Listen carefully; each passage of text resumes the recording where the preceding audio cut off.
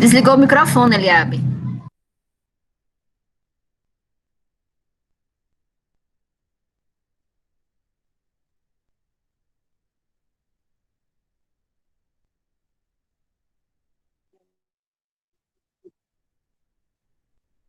Opa, muito bem. Meus irmãos, nós tivemos alguns problemas aqui relacionados com a transmissão e tudo mais. Eu acabei ficando sem o microfone. Eu peço perdão aos irmãos. Nós, então, vamos iniciar o momento de meditação. Esses problemas acontecem, fazem parte desse meio digital, desse meio online. E por esse motivo, nós vamos, então, passar para o momento de meditação, tendo em vista que nós não tivemos como fazer o louvor de forma audível para os irmãos, né? Pedimos perdão, mas infelizmente não foi possível dessa vez. E vamos partir então para o momento de meditação da palavra do Senhor. Embora nós tenhamos tido alguns problemas aqui, nós cremos na soberania de Deus. Nós cremos que tudo o que acontece na vida do cristão é em função da soberania de Deus. Agora há pouco eu cantei um texto que está no livro de João, no Evangelho de João, no capítulo de número 14. A canção que diz: não se turbe o vosso coração, crede em Deus, crede também em mim. Essa canção que eu acabei de cantar, embora creio que os irmãos não tenham ouvido por causa dos problemas que tive aqui. E com base naquilo que está dito lá em João, no capítulo de número 14, eu gostaria de fazer uma breve meditação sobre algo que aconteceu na vida do patriarca Abraão. Se nós olharmos para toda a Bíblia, nós perceberemos que a vida do servo do Senhor, a vida daqueles que servem ao Senhor, ela deve ser constantemente abalizada pelo temor ao Senhor, pelo respeito e pelo temor a esse Deus que é todo-poderoso. Jesus, ao falar lá em João, no capítulo de número 14, a respeito de nós não nos perturbarmos ou não estarmos ansiosos, porque um dia ele nos levaria de volta para ele, quando ele falava isso aos seus discípulos e ali ele acalmava o coração deles, mas também ele, naquele momento, ele reforçava as verdades que haviam sido ensinadas ao longo de seu ministério aos seus discípulos, e que serve para todos os discípulos de Cristo, não apenas o colégio apostólico, mas todos nós, discípulos de Cristo. Ele estava mostrando: olha, meus filhos, meus servos, vocês estão sendo trabalhados para que vivam para a glória do Senhor e esperem pela minha volta, quando eu levarei vocês para junto de mim. Eu prepararei morada para vocês, para que vocês estejam eternamente na glória comigo, junto ao Pai. E até lá vocês estarão glorificando ao Senhor e fazendo as obras que eu lhes ensinei e outras ainda maiores. Como diz lá no texto de João, no número 14, capítulo de número 14. É interessante que, antes mesmo deste ensinamento repassado por Cristo, ele está contido em toda a Escritura, ou seja, no Antigo Testamento, os servos do Senhor, eles sabiam dessa expectativa que tinham, que as promessas do Senhor se cumpririam em suas vidas, que eles viviam para glorificar a Deus e que eles almejavam um dia em que estariam para sempre na presença do Senhor. E todas as vezes que os servos do Senhor, aqueles que foram escolhidos por Deus, estavam diante do Senhor, eles respeitavam e tinham o devido temor à presença desse Deus que é todo-poderoso e que é todo-poderoso para fazer tudo. Não há nada impossível para o Senhor, de modo que ele atende às nossas orações, às nossas petições e às nossas súplicas, porque ele é o Deus todo-poderoso.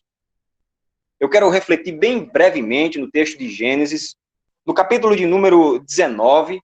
Eu usarei esse texto como início da nossa reflexão, e eu lerei dos versos 27 até o verso 29. Gênesis, capítulo 19, versos 27 ao verso 29. Diz assim a palavra do Senhor: tendo se levantado Abraão de madrugada, foi para o lugar onde estivera na presença do Senhor, e olhou para Sodoma e Gomorra, e para toda a terra da campina, e vira que na terra subia fumaça, como a fumarada de uma fornalha. Ao tempo que destruía as cidades da campina, lembrou-se Deus de Abraão e tirou a Ló do meio das ruínas, quando subverteu as cidades em que Ló habitara. Meus irmãos, esse texto, ele é a conclusão de uma narrativa que vai começar lá no capítulo de número 17, especificamente. O Senhor aparece a Abraão, o seu escolhido, e diz: eu cumprirei a promessa de lhe dar um filho. E Abraão, já com 90 anos, ele diz: isso é impossível. Como é que eu vou ter um filho? Como é que a minha esposa vai gerar um filho, sendo ela idosa, sendo eu idoso? E aí o Senhor confirma aquela promessa e diz: existe por acaso algo impossível para Deus? E ali, quando Abraão vê que aqueles 3 anjos chegavam na porta da sua tenda, que é este o episódio relatado ali no capítulo de número 17, ele corre para preparar uma alimentação, algo que possa servir aqueles anjos, como uma forma de servir mesmo, de mostrar o seu cuidado, o seu zelo em estar servindo ao Senhor.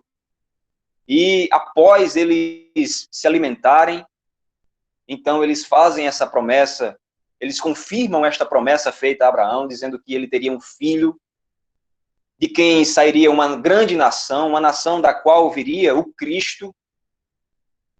Ou seja, a promessa feita desde o Éden se cumpriria através da semente de Abraão e de sua descendência. E aí, Abraão, depois de tudo isso, ele acompanha aqueles homens, aqueles anjos que estavam se dirigindo a Sodoma e Gomorra. E nesse momento, o Senhor diz, a partir do verso de número 16, a partir do verso de número 16, do capítulo 18, que ele iria revelar a Abraão qual era o seu objetivo naquela missão, em que havia enviado aqueles anjos, e que Sodoma e Gomorra seriam destruídas por causa do pecado que aquelas cidades cometiam, pela falta de temor que aquelas cidades tinham para com o Deus Todo-Poderoso. E o que nós percebemos é que Abraão fica junto à presença do Senhor, enquanto 2 daqueles anjos se dirigem a Sodoma e a Gomorra, e ele começa a interceder. Ele diz: mas meu Senhor, isso ele diz lá no verso de número 27, aliás, nos versos de números 23, 24 e 25, do capítulo de número 18. Ele diz: mas meu Senhor, se porventura haver ali naquela cidade 50 justos, o Senhor destruirá aquela cidade? E aí Deus lhes responde: olha, se houver ali 50 justos, eu não destruirei a cidade, por amor daqueles 50. E aí, Abraão, ele vai baixando o número cada vez mais. Um leilão reverso, digamos assim. Ele vai dizendo um pouco mais à frente: mas, meu Senhor, me permita mais uma vez te perguntar, e se houver 45? E mais à frente ele diz: meu Senhor, por favor, não se ire contra o teu servo, e insistir em perguntar, mas se houver ali 30? E aí ele vai baixando o número até chegar ao número de 10. E o tempo inteiro, Abraão está dizendo: meu Senhor, me perdoe por perguntar mais uma vez. Me perdoe porque eu estou insistindo em lhe perguntar. Me perdoe porque eu me atrevo a lhe pedir mais uma vez. Abraão faz uma intercessão por causa do amor que ele tinha ao seu sobrinho Ló. Ele faz uma intercessão sabendo que naquelas cidades estava morando um dos seus familiares mais chegados, que ele havia adotado quase como um afilhado ou como um irmão.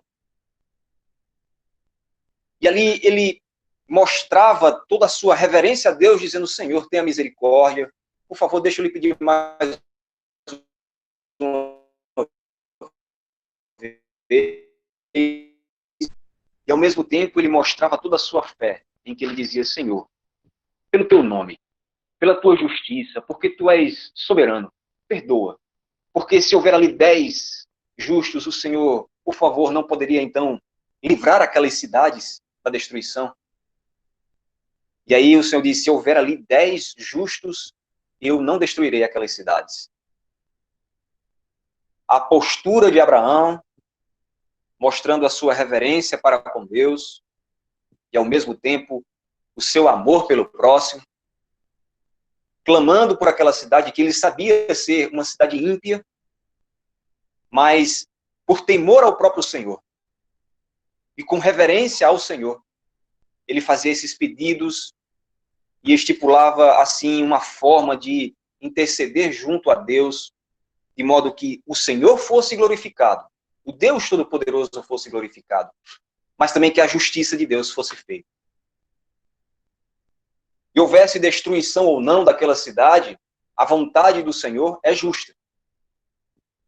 É Ele quem estabelece a sua justiça, é Ele quem estabelece o que é de acontecer, e isso está presente em nossas vidas também. Então, o que eu gostaria de trazer nessa noite, muito brevemente, é o quanto nós estamos, de fato, apegados à palavra do Senhor, ao temor que temos ao Senhor, para expressarmos diante dele nossa reverência, mas também o nosso apreço por aqueles que estão perdidos, e interceder, e clamar. Não para a nossa glória, não porque os outros merecem, não é porque Sodoma e Gomorra merecia que Abraão estava intercedendo, não era nem porque Ló merecia que Abraão estava intercedendo, ele estava intercedendo porque ele sabia que o Deus Todo-Poderoso é misericordioso.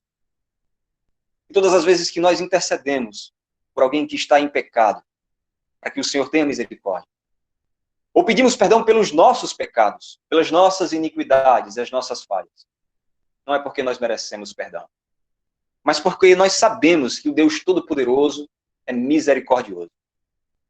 E precisamos fazer esta oração de forma piedosa, humilde e reverente ao Senhor.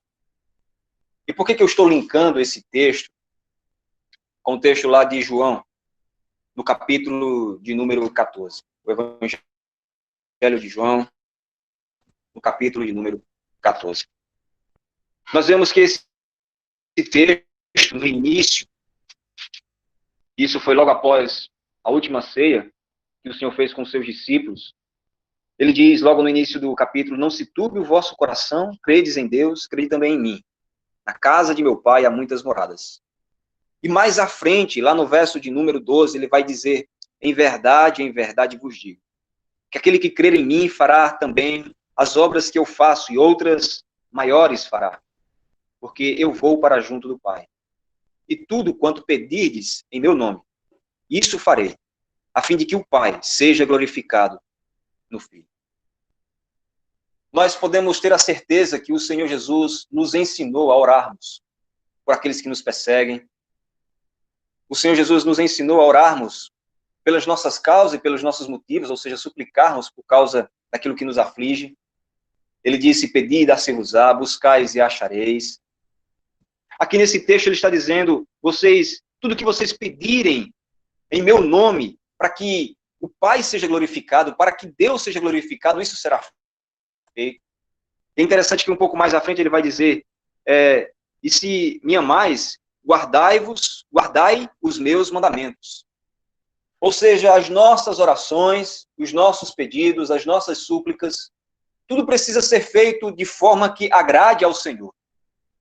Às vezes em que nós estamos passando por momentos de dificuldade, de sofrimento, e que é muito difícil nós entendermos a vontade de Deus, seja por causa da dor, seja por causa da dúvida, da incerteza, seja por causa daquilo que parece ser tão injusto, quando nós somos injustiçados, enfim, seja qual for o motivo pelo qual nós pedirmos ao Senhor ou suplicarmos ao Senhor por sua intervenção, nós precisamos crer que a vontade de Deus é soberana e que tudo que acontece e acontecerá na nossa vida é para a glória do Senhor. E nós esperamos algo muito maior do que as bênçãos que o Senhor nos concede e nos concederá, atendendo aos nossos pedidos, ou não. Muitas vezes o Senhor nos livra da nossa própria vontade, ele nos ensina a pedirmos aquilo que é correto, que é aquilo que vai glorificar a Deus de fato, e não que vai nos glorificar ou nutrir as nossas expectativas. Todas as vezes em que nós oramos e somos atendidos, é para a glória do Senhor. Todas as vezes que nós oramos e não somos atendidos, é para a glória do Senhor. Por mais difícil que seja entendermos a vontade do Senhor inicialmente. Mas ao olharmos para a história bíblica, Abraão, que esperou tantos anos para ver a promessa do seu filho se cumprir. E quando o Senhor ressaltou, ou seja, quando ele confirmou a promessa naquele momento ali, dizendo, já depois de 89 anos, quase 90 anos, olha, você vai ter um filho daqui a um ano, quando eu voltar. Nós vemos que a vontade do Senhor se faz no tempo dele, que o tempo dele é perfeito, que o plano dele é perfeito. E enquanto Abraão esperava ansiosamente, ele acabou tentando dar uma ajudinha a Deus, digamos assim, de modo que ele aceitou um conselho e tentou fazer da sua posteridade o filho de uma escrava, que era escrava de sua esposa, e assim suscitaram a descendência a ele. Mas, de acordo com a vontade de Deus, de acordo com a promessa do Senhor, seria um filho que sairia daquele casal, Abraão e Sara. Seria a semente dele, de acordo com a vontade de Deus, e não de acordo com a vontade do homem, ou com a tentativa do homem de adaptar a promessa do Senhor. Nós olhamos para a vida de Abraão, nós vemos as promessas se cumprindo na vida dele, nós vemos o quanto Abraão temia ao Senhor, e por isso ele suplicava de forma reverente, inclusive em um momento em que ele viu que Sodoma e Gomorra seria destruída. E nós vemos como tudo isso redundou em glória para o Senhor. No texto inicial que nós lemos, lá em Gênesis, no capítulo 19, nós vemos que Abraão se levanta de manhã cedo, ele vai olhar o que está acontecendo, ele vai para o mesmo local onde ele havia feito aquela intercessão, na presença do Senhor. E talvez, se eu estivesse no lugar de Abraão, eu diria, parece que o Senhor não atendeu ao meu pedido. Ele via que a fumaça subia, que Sodoma e Gomorra havia sido destruída. Ele viu que a vontade de Deus foi estabelecida e foi feita, cumprida. Por mais que Abraão tivesse intercedido. Mas ele também sabia que o Senhor livraria o seu servo, a Ló, do meio daquele local. E foi o que aconteceu. Nós podemos ver a história de Ló, que ele foi retirado. Ele foi puxado pela mão. Porque é sempre uma iniciativa de Deus nos livrar, nos salvar. E Ló foi puxado literalmente por Deus, da presença dos sodomitas, ali do meio de Sodoma e de Gomorra, para fora da cidade, para que assim ele fosse salvo. No último instante, porque Ló resistia o tempo inteiro, tentando argumentar, não aceitando, digamos assim, a vontade de Deus, que já havia sido estabelecida. Nós vemos a misericórdia do Senhor na vida de Ló, nós vemos a misericórdia de Deus na vida de Abraão, nós vemos que Deus atendeu sim ao pedido de Abraão, ainda que a cidade de Sodoma e Gomorra tenha sido destruída, o seu ente querido, o seu parente foi tirado daquele meio, daquele lugar. Nós vemos a promessa do Senhor se cumprindo na vida de Abraão através de Isaac. Ao olharmos para o que Jesus ensinou aos seus discípulos, a nós percebemos que a maior promessa que nós temos é a da vida eterna. E um dia ele nos levará para junto dele, para estarmos eternamente na sua presença e o glorificarmos. E enquanto estivermos aqui, nós suplicaremos, nós faremos orações, pedindo pelas nossas causas, pelos nossos motivos, mas aguardando tão somente na vontade do Senhor e crendo que Ele é poderoso para fazer o impossível. E que em toda e qualquer circunstância que nós passarmos, atendendo ou não às nossas expectativas iniciais, a vontade de Deus será feita e Ele será glorificado por nosso meio, seus servos, a quem servimos e com quem vamos morar, ou seja, com Cristo Jesus, para todo sempre. Portanto, meus irmãos, eu, nesta noite, quero lembrar a todos nós do como nós precisamos glorificar ao Senhor em toda e qualquer circunstância. Até nos momentos em que nós estamos reunidos em oração para suplicarmos e pedirmos por aqueles motivos que nós apresentamos aqui. Confiantes de que o Senhor é poderoso para fazer infinitamente mais do que nós esperamos. mas assim como ele nos ensinou na oração dominical, que seja feita a vontade de Deus, para a sua própria glória e o seu louvor. De modo que nós estamos reunidos aqui para nos lembrarmos da graça do Senhor, da misericórdia do Senhor e para glorificarmos ao Senhor. Que Deus seja louvado e glorificado hoje e sempre. Amém.